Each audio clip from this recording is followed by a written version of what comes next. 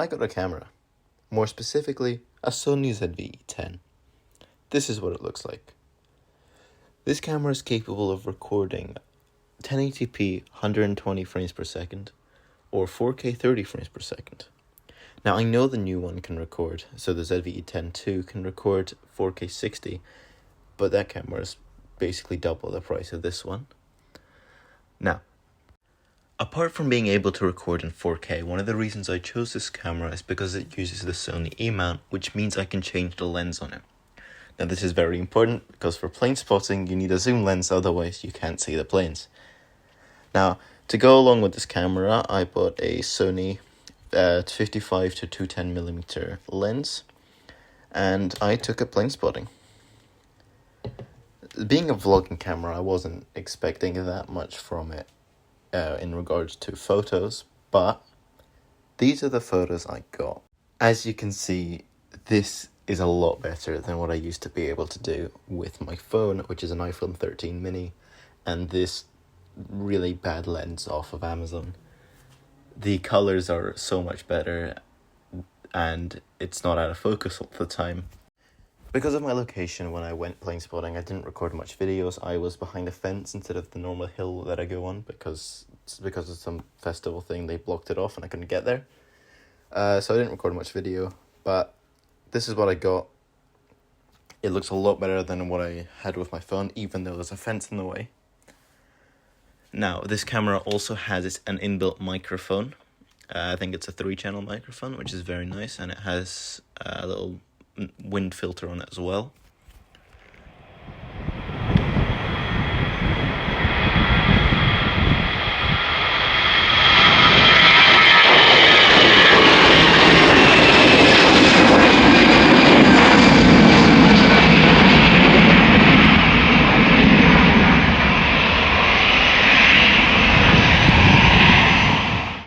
Now, this camera is really good for beginners, so if you need it, this camera can do basically all the settings by itself.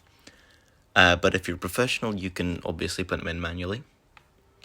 Now, I'm not a professional, so I don't know how good all this manual stuff is. I have it mainly set to do everything by itself. But occasionally I have had a little bit of trouble with the autofocus by having it not focus onto the right thing, and that's when manual focus is very useful.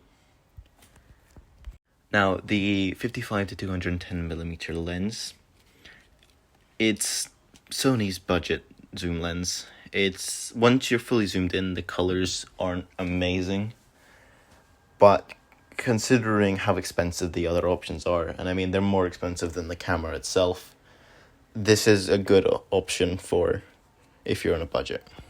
So all the photos I'm showing you now, they were taken using this 55 to 210mm lens. And the photo I'm going to put up now was taken with the 16 to 50mm lens that comes with the camera. The screen has 180 degrees of rotation this way, as well as 270 degrees of rotation this way. And you can store it in this orientation so that you don't scratch the screen when transporting the camera. The controls in this camera are quite simple. There's a on-off slider, as well as a button that switches between photo, video, and slow motion. This button records videos. This button is your shutter or photo button. This is your zoom. I'm not sure what that does. These are reprogrammable to be whatever you want. This is a wheel. Your menu button, your function button. These are options for when you're taking photos and videos.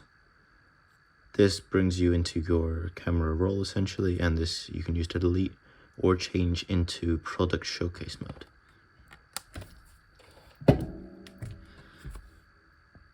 And here is the 55 to 210mm lens I was talking about.